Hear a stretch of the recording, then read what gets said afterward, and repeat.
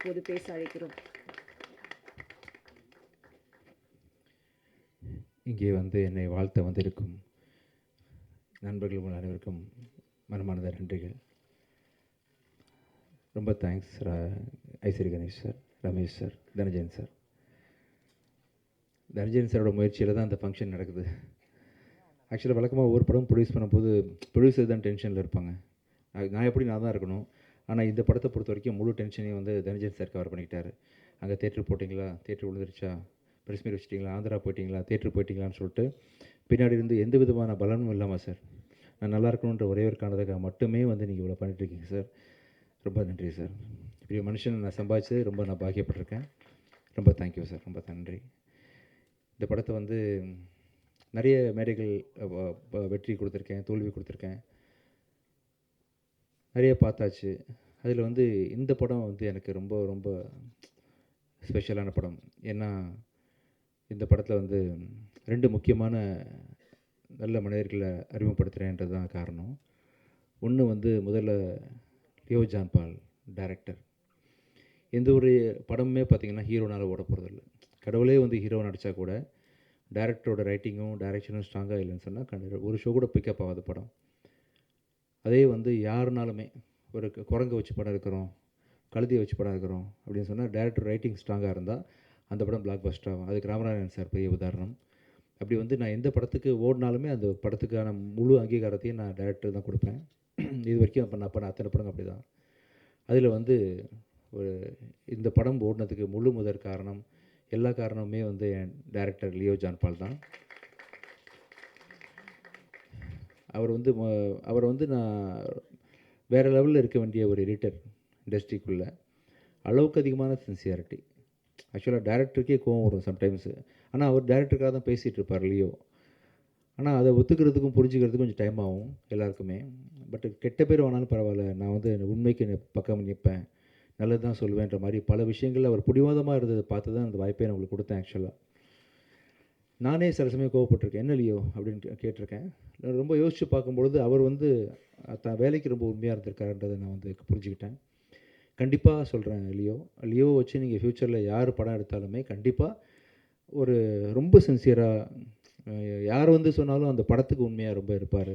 As எடிட்டராகவும் இருப்பார், as a டைரக்டராகவும் இருப்பார் அப்படின்னு ரொம்ப பெருசாக நம்புகிறேன்.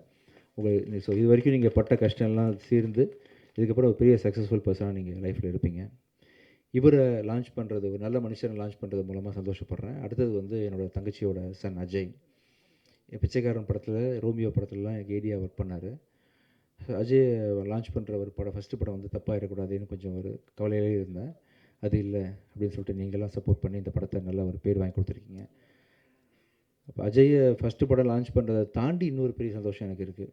அது வந்து எவ்வளோ கோடி கொடுத்தாலும் கிடைக்காத ஒரு சந்தோஷம். ஆக்சுவலாக எவ்வளோ கோடி கொடுத்தாலும், நான் இன்னும் எவ்வளோ படம் நடித்தாலும் சரி, இதுக்கு முன்னாடி நடிச்சிருந்தாலும் சரி, பிச்சைக்காரன் 1க்கு ஈக்குவலாக வந்து எந்த படமே இருக்க முடியாது. ஏன்னா 100 சாமிகள் இருந்தாலும் அம்மா உன்னை போல் ஆகிடுவான்ற மாதிரி அந்த ஒரு படத்தை எனக்கு வந்து பரிசாக கொடுத்த சசி சாரோட டைரெக்ஷனில் அடுத்த அஜய் பண்ண போகிறது.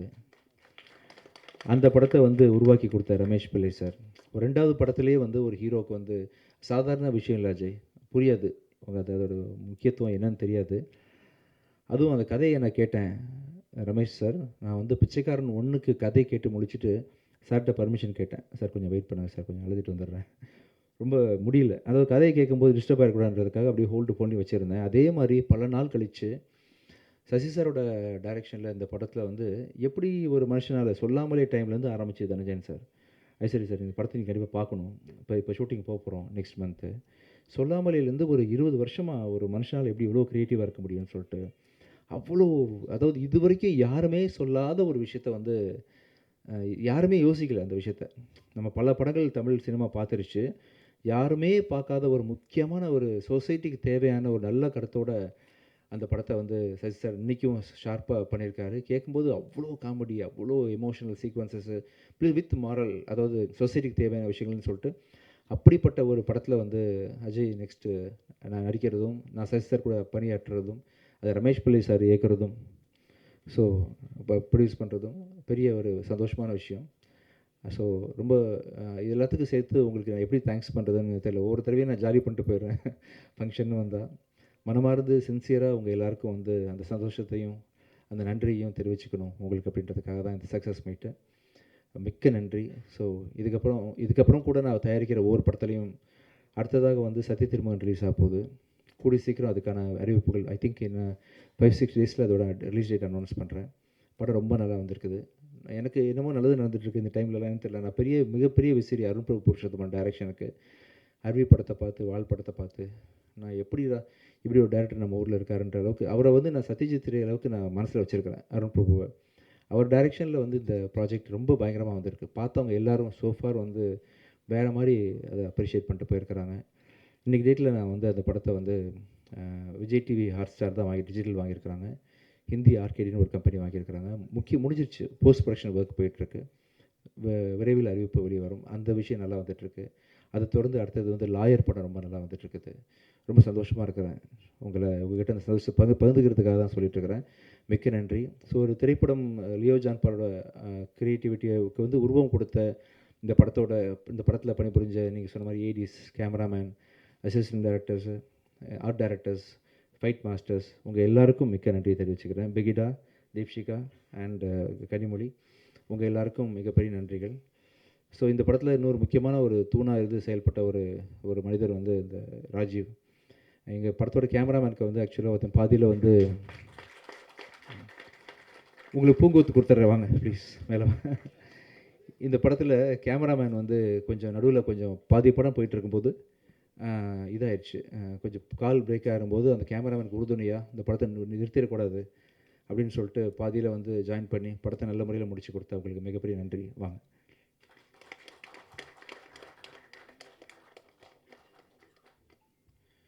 சார் ரொம்ப சந்தோஷம் சார்.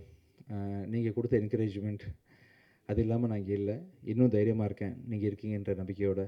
Thank you sir. கூடிய சீக்கிரம் வந்து சக்தி திருமகன் ப்ரெஸ் மீட்டு அதோட ப்ரமோஷனல் விஷயங்களில் இன்னும் நிறைய விஷயங்கள் ஷேர் பண்ணிக்கிறேன். ஐசரி கணேஷ் சார் மிக்க நன்றி சார். அதாவது எனக்கு தெரிஞ்சு ஒரே நேரத்தில் இத்தனை பெரிய படங்கள் நல்ல நல்ல டைரக்டர்ஸோடு வந்து பண்ணது மாதிரி நான் கேள்விப்பட்டதே இல்லை சார். நான் பிறந்ததுலேருந்து இன்னைக்கு முதலத்து அறிவிப்பு பார்த்தேன் சார். நீங்கள் பண்ணி வச்சுருக்க லைனப்ஸு, டைரக்டர்ஸ் எல்லாமே என்ன தெரிஞ்சு இது வரைக்கும் யாரும் பண்ணதில்லை சார். சாய்ஸ் ஆஃப் டைரக்டர்ஸ் ரொம்ப ஸ்ட்ராங்காக இருக்குது. சாய்ஸ் ஆஃப் ஸ்கிரிப்ட் ரொம்ப ஸ்ட்ராங்காக இருக்குது. உங்கள் கனவு வந்து பெரிய லெவலில் ஜெயிக்கும் சார் ஷியூராக. ரொம்ப சந்தோஷமாக இருக்குது. ஒரு அருமையான ப்ரொடியூசர் வந்து தமிழுக்கு கிடச்சிருக்காங்க. இப்போது நல்ல நல்ல படங்கள் ப்ரொடியூஸ் பண்ணுறதுக்கு மிகப்பெரிய வரவேற்பு கொடுத்து சாரோட கனவை பழிக்க வைக்கிறோம். நம்ம எல்லாம் சேர்ந்து பழிச்சா இன்னும் ஒரு அடுத்த 10-15 டேரக்டர்ஸ் நல்லா ஃப்யூச்சரில் நல்லா இருப்பாங்க. தமிழ் சினிமா நல்லாயிருக்கும். எப்படி வந்து அந்த அதர் இண்டஸ்ட்ரீஸில் வந்து மிகப்பெரிய பட்ஜெட் படம்லாம் பண்ணுறாங்களோ, பாகுபலி மாதிரி, RRR மாதிரி, அந்த அளவுக்கு ஒரு நல்ல கண்டென்ட் கூட சார் கூட போகலாம். சார் கண்டிப்பாக ப்ரொடியூஸ் பண்ணுவாங்க. மிக்க நன்றி sir. Ramesh sir and Ishari sir 2 பேரும் வந்து இந்த நிகழ்ச்சியை சிறப்பிச்சதுக்கு ரொம்ப நன்றி. உங்களுக்கும் மிக்க நன்றி. ரொம்ப ரொம்ப தேங்க்ஸ். தேங்க்யூ. கவிதா ரொம்ப thanks. Thank you. And Rekha thanks.